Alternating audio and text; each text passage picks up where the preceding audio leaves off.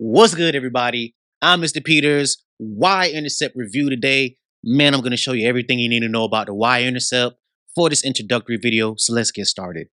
So we're talking about finding the Y-Intercept from a graph in our first problem. And the most important thing to know is to first identify the X and the Y-axis, right? X-axis runs horizontally, Y-axis runs vertically. And when we're talking about the Y-axis, right, I'm highlighting it right now.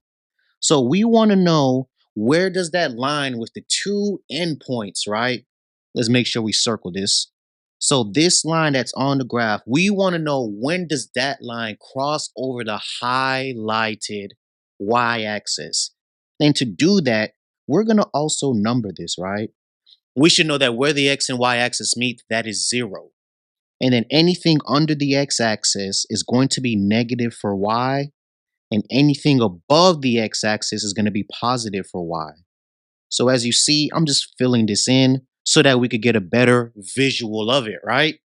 So if we look at this line crosses the y-axis at that point that I just highlighted blue. And at that point, that is the y-intercept. And if we look at the number next to it, we would say that the y-intercept, or where this line crosses the y-axis, is when y is -3. So in our first problem, when they asked us for the y-axis, I mean, not the y-axis, the y-intercept, it's just where that line crosses the y-axis, and it does so when y is -3. Problem number 2. So they give you an equation in standard form, right? This is standard form. And just remember, well, I'm not going to write the equation. Just remember, this is standard form, and they want you to switch it to slope-intercept form, right? Well, not slope-intercept form, I'm sorry. We're in standard form, and they want us to identify the x and y intercept. So I'm going to show you both of them, but we're going to focus on the y first. So when we're in standard form like this, what we can do is basically substitute 0 for the other variable. So this is what I mean. We're going to make x 0, and then we're going to solve for the y-intercept. So when x is 0, we have -8y is equal to 24, right? And to find the y-intercept now, I just need to get y by itself by dividing by -8. And once I do that, I'll get my y-intercept is equal to negative,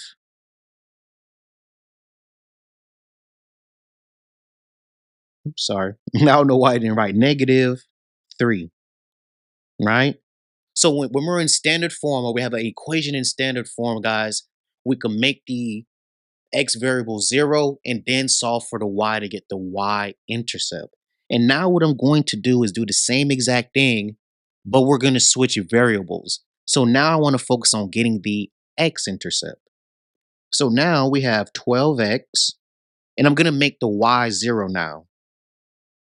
Minus 8 times 0 is equal to 24. So now what we'll do is we're going to have 12x is equal to 24, and we'll say x is equal to 2. So when we're talking about the x and y intercept from standard form, guys, this is one way to do it, right? We could just set one variable equal to 0 and then solve for the other. Another thing we could also do, we could also switch this into standard form. So slope intercept form. So let's go into purple, right? We have the same equation, and we're gonna rearrange it now to get it into y is equal to mx plus b form. So to do that, we're gonna subtract 12x, right?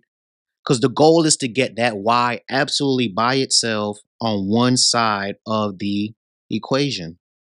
So after my first step of subtracting that 12x, we have -8y is equal to -12x plus 24, right?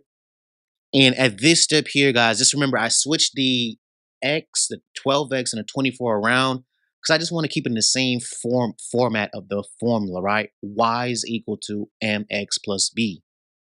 So now at this stage, we just need to divide by -8. And once I divide by -8, my final answer will be y is equal to, and we're going to reduce the fraction, right? When we divide 12 and 8 by 4, we're going to get positive 3 over 2x minus 3. So what we want to focus on right now is this part right here, the minus 3, right? So understand, guys, that when we're in slope-intercept form, y is equal to mx plus b. This b is the y-intercept. So please just understand that when we're in slope-intercept form, that term by itself at the end is usually the y-intercept, okay? And that takes us into our next problem. So when I rewrite this equation again, right, we have y is equal to 7 over 2x minus 3, right? We know that m stands for the slope, which in this problem would be 7 over 2. And if we're talking about the y-intercept, we know that this will be -3. So when you have an equation that's already in slope-intercept form, like the one I'm highlighting, all you have to do is go through and identify slope, y-intercept. Be careful though, because sometimes what they like to do is switch it around. And when I mean switch it around, let's write this in red. Oof, we're all over the place here. I'm sorry, guys. Let's say we have y is equal to -3 plus 7 over 2x.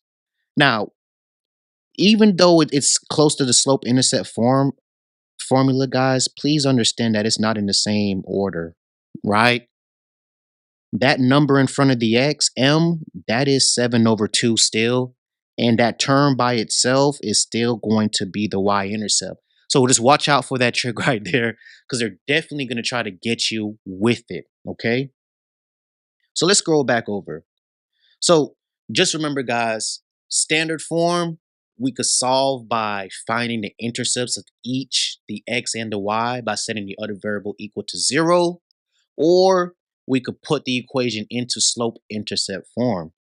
Now, for the last problem, I want to focus on this graph because typically students sometimes make a minor mistake and they think that these dots may represent an intercept, or they may confuse the x-intercept that I'm putting a box around as the y. So please, guys, understand that there doesn't have to be a dot on the line to highlight the y-intercept. We could go and look at the graph and understand that, hey, once we label this, right, this line crosses the y-axis when y is 2.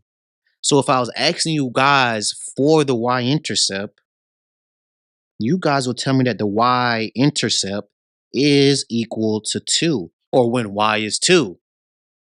Now, those two dots that we have on the graph, if we wanted to turn this into a slope lesson, what we could do is, is connect these two by forming a triangle, and then we could determine the rise over run. So when we're talking about the rise, we know we went over 1, 2, 3, 4, right? So I know my rise is 4, and my run would be 1, 2, 3, 4 as well, right? So just remember that slope is a fraction. So if we're talking about m is equal to 4 over 4, right? That would just be m is equal to 1.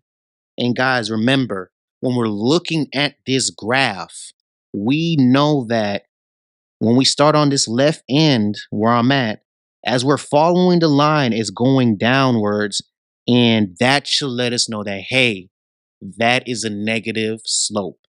When you're going down the stairs, that's a negative slope. When the line is slanting upwards, that will be a positive slope.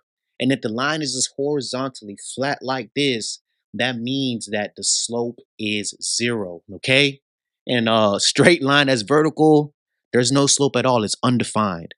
So thank you guys for joining us today. This is the Y-Intercept review. If you found this video helpful, I'm going to ask that you smash the like button for us and join us next week when we talk about more topics in Algebra 1 with Mr. Peters. Thank you.